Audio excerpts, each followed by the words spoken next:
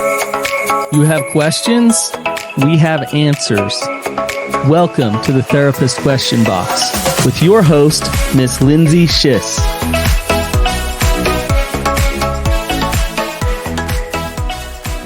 Welcome back to another episode of the Therapist Question Box. We are here to answer your tough questions, so ask away. Today we have with us Blake Adams. Blake, welcome. Thank you. Happy to have you here. Blake is new to the podcast, but not new to the podcast. Blake actually does all of our social media for the podcast, and he is a therapist at Therapy Utah. So we're really happy to have you. Yeah, it's fun to be on this side of production. Right? Yeah, it's awesome. So Blake, tell us a little bit about yourself. Yeah, so like I said, I'm a therapist at Therapy Utah. I'm a CSW. Primarily, I work with addictions, men's mental health, depression, and I'd say anxiety is probably the thing I specialize in the most. Okay. I have a background in the military, but I've always been really interested in mental health and therapy. So it just kind of just gravitated towards this field, and I absolutely love it. Nice. That's awesome. Very cool. Blake, you are an asset at Therapy Utah. I'm happy to have you with us talking about this really important topic. This is a hard-hitting one, and I think it's one that parents are dealing with, or if they haven't, they probably will. And so we'll just get right into the question. It's a hard one. Mm-hmm. It's, what do I do if I find out my child is looking at pornography? So really simple, yes, straight to the point, and when I say simple, I mean it's direct, right? Mm-hmm. So let's just start unpacking this, because it's not just about that their screens or filters. There's obviously a lot that goes on when a child has stumbled upon pornography or is looking at pornography. So let's just start with a very basic. How common is it for kids or teens to access porn? I mean, access it, very common. Okay. I've seen so many different stats out there, different numbers, but most of them, I would say, concur that the majority of teens have at least seen porn. Mm-hmm. And I would say, a lot of them are actively watching porn, right? Especially when you go into your male teens. But that's not to say that male and female don't view it, right? So it's an issue that crosses genders. Okay, good. So if you're a parent and you find this out, right? And I know you've had this in your office before. Mm-hmm. What advice would you give to a parent right out of the gates? Okay, you find this is happening, or they've stumbled upon it. What's the first thing you would tell them? Take a breath. Take that deep breath and kind of check in with yourself. Where are you at? Totally. Because this is something, it's not just happening to you, right? This happens. It's really common, right? It's as much as we wish that it wasn't just this common, super accessible thing. It happens all the time, right? And so we kind of have to take it as such. Just take it in stride.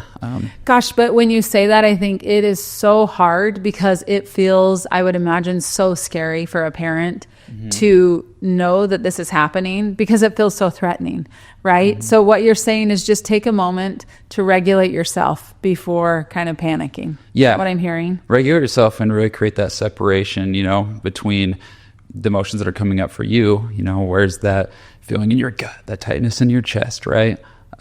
Separate that from your child, right? Because chances are your child, if you imagine, they're probably feeling a lot of those feelings too, but it's even going to be more confusing for them because this is even newer to them, right? Totally. And it's scary. And so what we got to do is recognize, okay, where's that fear coming from, right? Is that fear because my child is a scary person, right? And he or she is bad and doing bad things? Or is it coming from somewhere else, right?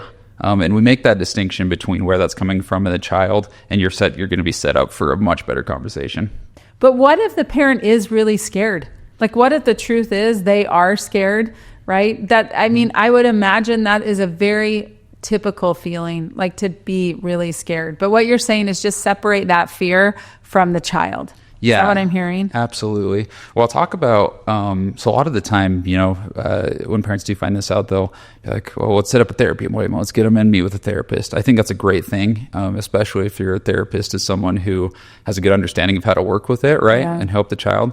But oftentimes when I get a kid that's been viewing pornography, the parents bring them in, they never want to be there, right? Because Never. that's like, Yeah. you don't They're in want to trouble. go. That's why they're there, right? That's We got to what it fix feels- you. Yeah. That's what it feels like. It's like I'm broken. There's something wrong with me, right? Right.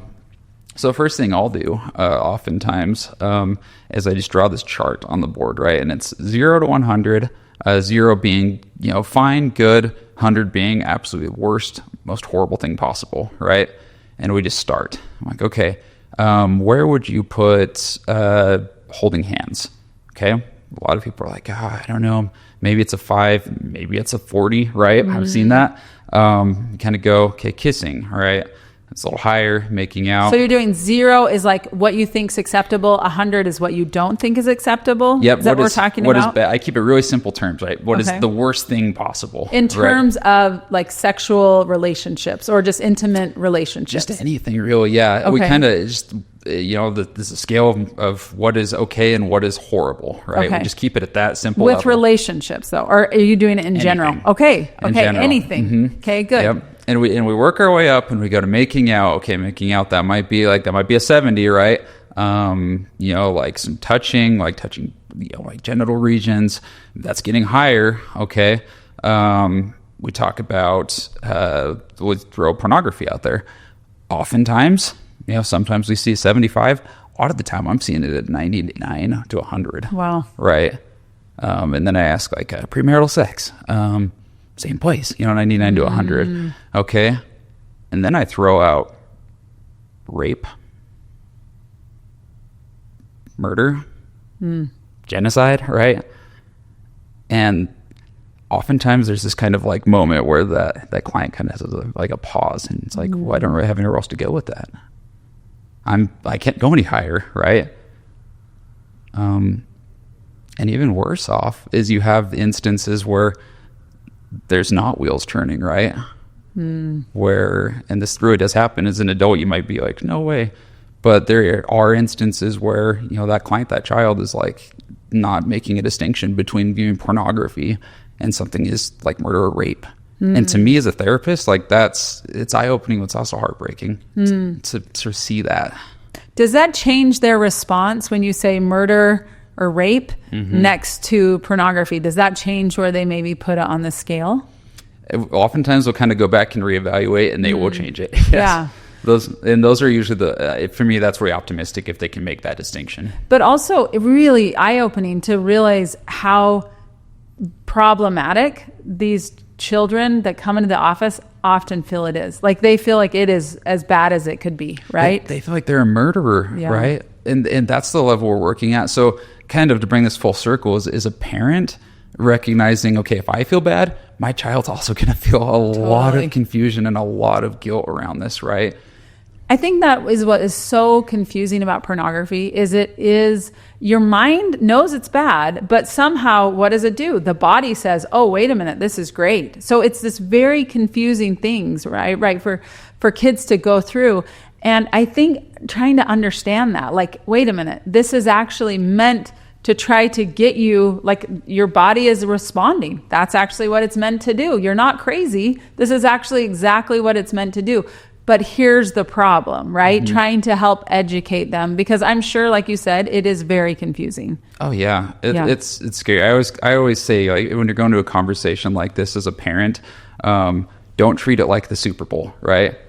Meaning what? This is not, the deciding factor that determines everything. It's, if we mess this up, it's not the end of the world, right? Because if you treat it that way, for you, it's going to be really terrifying. It's like, what if you make a mistake? What if I say something wrong, right?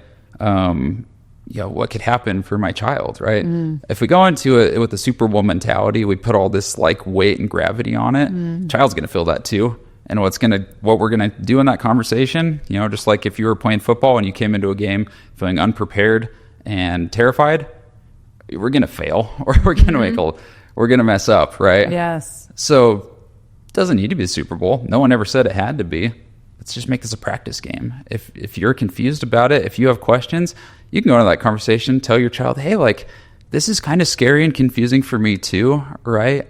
And so I want to work with you, work through it, and figure out what we can do to help. Nice. I like that. And what I think about too is the Super Bowl only comes around once, maybe in a lifetime or a few times, right? For a football player. But the idea is that we have this conversation, like it's an ongoing conversation. It's just not a one and done. I would imagine continuing to have a dialogue about pornography, especially once you've known it's been viewed, would be really beneficial. Oh yeah. Well, and that's kind of how, whether if you want to call it recovery, improvement, whatever you want to call it, right? It's a day-by-day process, right? So let's not treat it like it's a one-time thing, like we're going to have this conversation and either everything's going to be fixed or it's not, because that's just not how anything works. Yeah. 100%. Here's the thing I wonder. We as parents, you go ready to have that conversation. How are you going to get a kid to open up? I mean, the kid feels bad. They don't want to talk about it. They're embarrassed, right? They're maybe in trouble. What does that conversation look like? Just kind of as I mentioned, but going into that, just being honest about it, right? Mm-hmm. Get in touch with those feelings that you're having. I think in any kind of communication, oftentimes we try to logic our way through it, to try to say the right thing. There's not really a prescribed method, but I will say the best way to do it is to lead with, hey, check in with your body, right? Identify those emotions. Hey, just even starting this conversation, like my chest is a little bit like tight right now. Mm-hmm. This is kind of scary for me to have this conversation. And I want to make sure that we're doing this together, right? That we're a team. Yes. Because it's a scary thing. Let's tackle this together. All of a sudden that child becomes a teammate, right? A player on that team and not an accused criminal, right? Not a convict. I love that. And you know what I love? The truth is, as a parent, you're afraid too. Mm-hmm. And you just acknowledging that, like, I'm trying to figure this out too. I know it's scary and I'm here with you. So again, we're teammates. We're not, you're the worst and shaming, but it's like, we're going to figure this out together. I would imagine that would allow a child to be a lot more open. Dr. Lisa D'Amour, I don't know if you're familiar with her, but she always says having conversations in the car is really beneficial. And I found this with my teenagers. I love that. Because we're not looking at each other, but it feels a lot less threatening. And so choosing when to have the conversation, where to have the conversation, I would imagine is also really valuable. Oh yeah. Well, there's actually research done, especially with males. If you're having conversation, sitting side by side is actually much more comfortable and effective, right? Than sitting face to face and trying to have that conversation, because that feels like spotlights are on, right? But if you're side by side, maybe you take them, mini golfing, mm-hmm. do a task, do something that you're doing together, and then talk. That becomes so much more natural. Yeah, that makes a lot of sense. So now we know that we want to have that conversation. We know that we're going to work on regulating ourselves, but we also need to consider, okay, what do we do? Now what do we do? Now do we shut everything down? Do we take the devices? Like, what is the actual, what do you tell parents to do at this point? I think that is a great question. It's also a difficult one because there's a fine balance of, let's restrict all the freedoms and make this person feel like they're in a prison, right? We don't want a child to feel like they're in a prison. But also understanding that, hey, maybe this isn't a super healthy thing for you to have, 24/7 access to, the internet and be able to look at, pornography, which does have, there's a lot of questions and how healthy that is, right? Where that aligns with morals. So it's going to be different case by case. But I would say whatever route you take, do it as a team, right? Because if you do not have your child on your team, right? If you are the judge and jury in that situation, and they're probably going to try to get around those regulations. Yeah. And they're going to succeed most often. Right.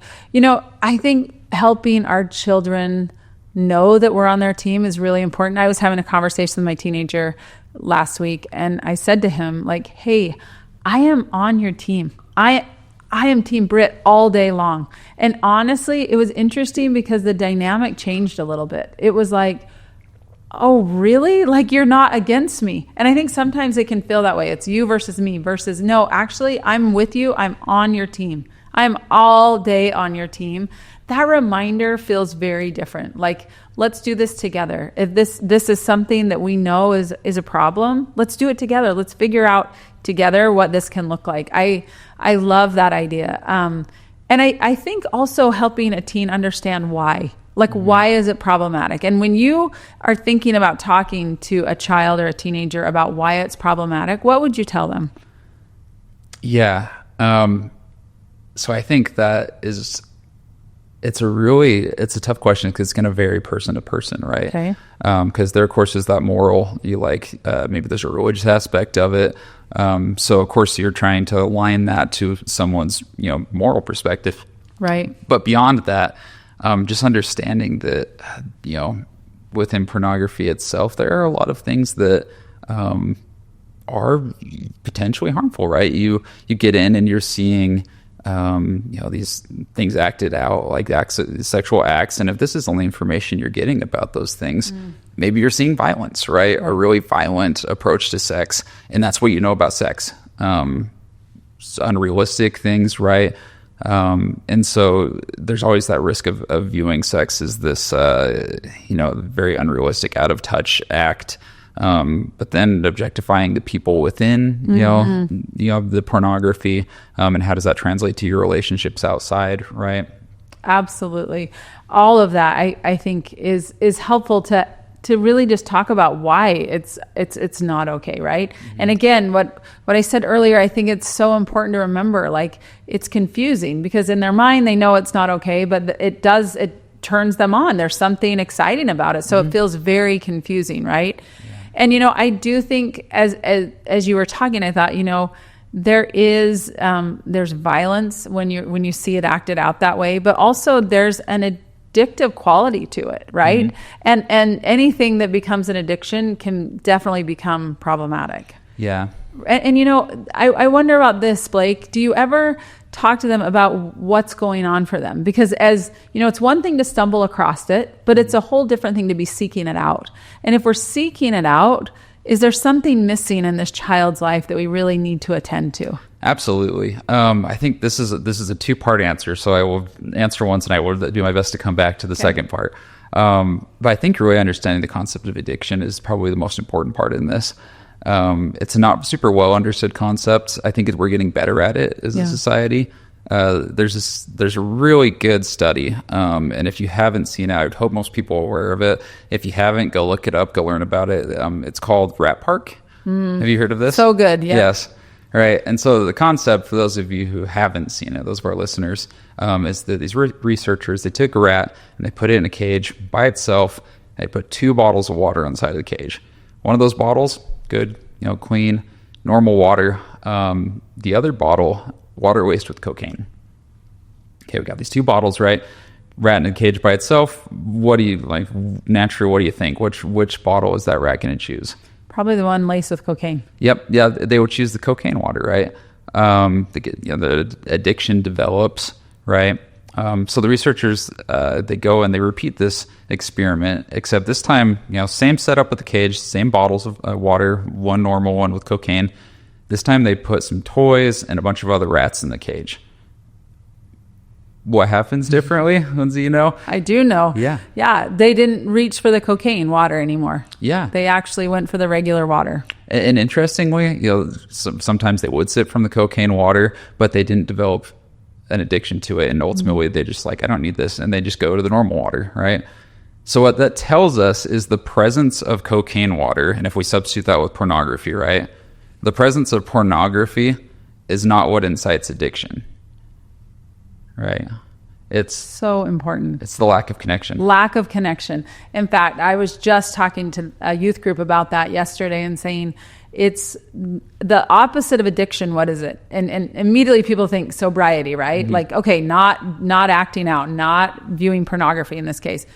But what is the opposite of addiction? What do we always say? It's connection. It's connection, right? It is connection. So looking at the child's life and saying, what is missing? What is actually really going on here? And again, maybe the behavior is pornography. Maybe it's something else. But underneath that is we've got something else going on. Like, I like to think of it like a glacier. And on the top of the glacier is the behavior. We're saying, okay, that is what we're seeing. We're seeing the child viewing pornography, right? Or the teen.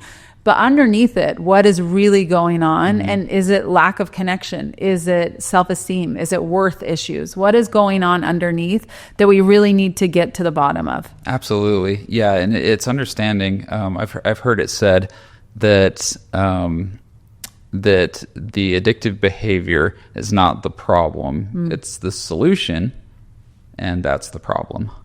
Oh, that's right. So good. And so we need Say that one more time. So the addictive behavior is not the problem. It's the solution. It's what they feel like is a solution, right? To a problem. Yes. Right. And that is the problem, that we're taking that behavior and we're making it a solution, right? Yes. And so ultimately, might sound kind of weird because we hear about copings a lot as very positive things. Pornography use is it is just a coping when it comes down to it, right? It's not a healthy one, right, per se, right? What if we could find some other ones to replace that to make a more fulfilling life, right? What if we weren't spending 5 hours a week on a screen watching pornography? What if we were going and playing basketball? Yes. What if we're hanging out with friends, right? I actually love that you talked about it, because the clients that I work with that are working on a pornography addiction and trying to get out of it, I will often say that to them. Like, you can't just take this dopamine hit away. Pornography becomes a dopamine hit, right? And not replace it with anything. We've got to do something for those 5 hours to replace it, to actually go, our brain has those feel-good chemicals, but we're not just getting them from a source that is not helping us, right? Yep. And as you said that, it really made me think, gosh, what are we meant to do? We try to regulate our nervous system, our bodies. That's what we do. And sometimes we find adaptive ways to do them that really serve us. And sometimes we find maladaptive ways to do it. And that's what pornography is, right? And so I think to take the stigma out of it a little bit, that's helpful. That's helpful to hear. I would imagine just that, you know what, this is a coping mechanism. It's not a healthy one, but it's your body and your mind trying to regulate itself and to get back to a place of feeling more regulated. So let's find some other coping mechanisms that help us do that. Oh yeah, I think as from my perspective as a therapist, my job isn't to fix anyone, right? I don't think anyone's actually broken. I don't think people are broken. I think they get stuck sometimes. They don't break. My job is just to make life fun again. Let's help you figure out how to make life fun again. And if we do that, right, things work themselves out. Isn't that true? Yep. But getting some clarity about that, right? Like, let's make life fun again. Gosh, that feels like for a kid to come into therapy and hear, let's make life fun again versus you're broken, let's fix you. That's such a different perspective. Yeah. Right? And when the parent gets on board with that, yes, imagine how much better that is, right? So much better. Because otherwise we're using what I call the white knuckle approach, which is I'm just going to flip that light switch off, and I'm not going to be a sexual being. I'm not going to have sexual feelings, right? That works for a few months, maybe. Like, maybe on the rare occasion you get someone that's like, yeah, I went 6 months without looking at pornography. I just white knuckle the whole time. But nothing is ever changing. We're just stuck in that, right? But if you make life better, you make life fun, you make life something different than what it's been before, that's, it becomes less about the addiction and more about the person's happiness. Yes. And I also think that's where you're getting to the bottom of things. You're getting like, okay, it's not about just stopping the behavior. We're actually going to figure out, what are you missing in your life? Yes. What's going on for you? Let's get clear on that and really get to the root of it, right? We're not just getting to the top of the iceberg. We're actually getting underneath and saying, let's get to the root of this. So that feels so hopeful. So when do you think that it is important for parents to seek help? Yeah, this is a really good question because I get asked a lot. So if you have a child that's that is viewing pornography, like we've talked about, we use that team approach. Let's do this together, right? You're not a deviant. Let's figure this out. Let's get on the same page. I think there is a risk, right? If we do this in a way that suppresses sexual that sexuality, right? That if that child feels like they have to hide it and push it down and cover up and lie, right? The reason they're doing that is because there's so much shame involved, right?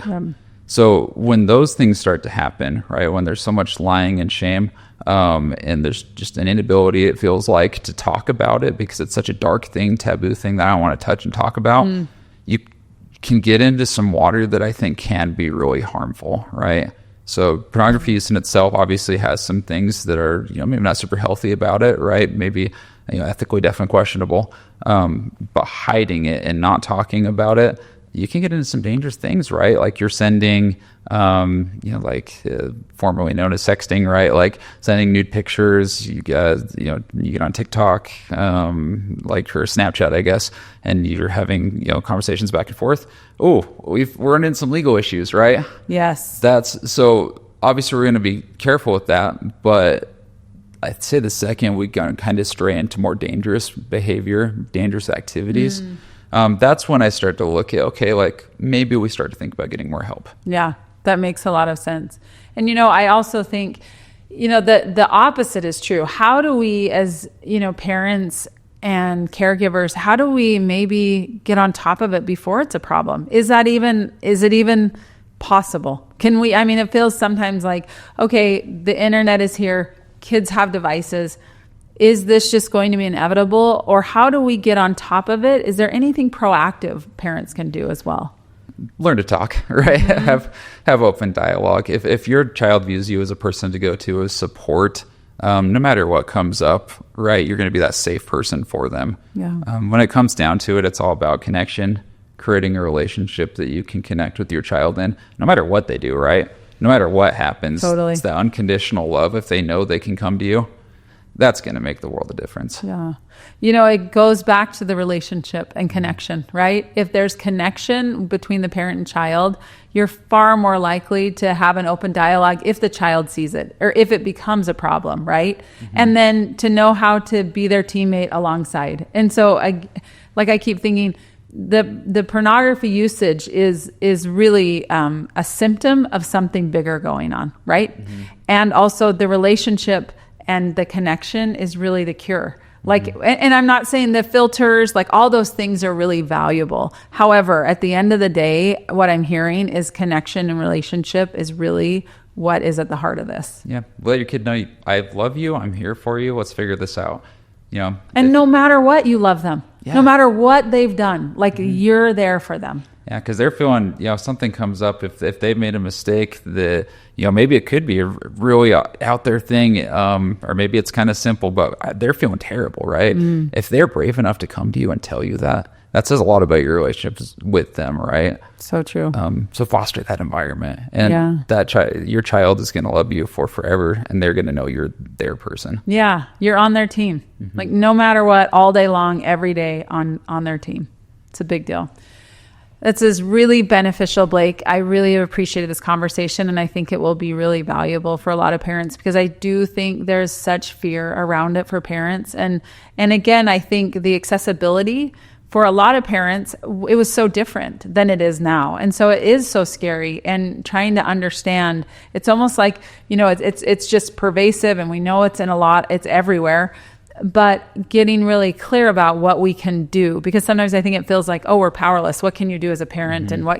But here's the thing, you can actually do so much. It's relationship, it's connection, it's having that team player mentality that makes such a difference. So Blake, is there anything that you've wanted to talk about that we haven't hit on before we wrap up? There's so many things we could talk about. I'd say one important thing to kind of just know is that, we've talked about the category of kids that are more likely to feel really guilty and, to want to make changes. I think that's kind of been one of the focus, to want to not use pornography. Sometimes you do run into the situations where this is pretty common too, where you have a child that maybe when confronted on it, they say, when they come into therapy, maybe I don't care so much about it, right? Maybe it's not a big deal to me, which in itself can be an entirely different thing. But at the bottom of it, it's the same answer, right? It's understanding that I love you, I'm here for you. Let's have some conversations, right? If that person's in that office with me as a therapist and they tell me, hey, I actually don't care to change my habits, first thing I'm going to do is, okay, let's talk to your parents and let's get on the same page about it, right? So for a parent, there could be a lot of different, scenarios, but just at the end of the day, understanding that it's about connection, that your love for your child is more important than whatever happens. Okay, I've got a question about that, though. Absolutely. If you have a kid that says, I actually don't think it's a problem, and you have a parent that says it is absolutely a problem, unacceptable, like, how do you bridge that gap, right? And do you say, well, the kid, he may not know that it is, how detrimental this can be? I mean, that feels like a big chasm. What are your thoughts on that? Yeah, it's learning to have those discussions. Let them know you really care about them, because we want to create an environment where they can be open and not push things down and not hide them. And chances are there's going to be some situations where you really don't agree on things. That's okay. Sometimes as a parent, you got to say, well, I'd feel uncomfortable with that. I'm not okay with you looking at pornography, right? I can't control how you feel about it, but we do need to make some restrictions there. That's okay. You set some boundaries as a parent, right? As long as we understand that doesn't have to destroy your relationship, right? That doesn't have to change every aspect of it. It's just something that you disagree on, right? So it's having those discussions. Good. I love that. Going back to discussions, right? Talk, be open. It's not the Super Bowl. I love that. Like, it's a normal game. We're going out for a rec game on a Tuesday night. That's what we're doing. We're having a discussion just like we would any other night. So really great. So just as a recap, I loved a couple of the things that we talked about. I loved the idea of calming yourself down as a parent first, taking a breath, regulating yourself, really getting clear that, oh gosh, this feels scary, and recognizing the difference between your child being the one that's making you feel that way, but the behavior is actually what's causing the fear inside of you, right? I also love the idea of being a teammate, like that you're their teammate, you're with them, that you are going to be consistent with this. The clarity that connection is key. Like, we have got to be connected to our child to have any lasting change, and to recognize that this is a coping mechanism, not a healthy one, but a coping mechanism, and getting really clear about that. Your child's not a deviant. Yeah. No. And you're doing great. You're probably doing much better than you think you are. Gosh, I think that is so important, because I think parents take this so personally. Like, what have I done? What didn't I teach them? What did I allow them to look at? What filter did I not put in place? But to say, you know what, they're okay and you're okay, right? That reminder, I think that's so important. I think it's really important to remember that if parents are in this situation, that they're not alone, that this happens often, and it's something that so many people are dealing with, right? Again, the reminder is how you show up, and recognizing that these kids are navigating this as well for the first time, and you may be navigating it for the first time as well, and to have grace for yourself, grace for them as well, and to recognize that there is help out there. We are grateful, Blake, for you to be with us today. Thank you for your insights, really valuable information, and thank you, listeners, for tuning in. I hope you can share this with somebody, recognizing that this is something that is happening a lot, whether it's talked about or not. So if there's anyone that you think that one of your loved ones or a family member that could use this, please share this with them. And as always, feel free to ask us your questions on the Therapist Question Box. We are here to answer your tough questions. And until next time, take care.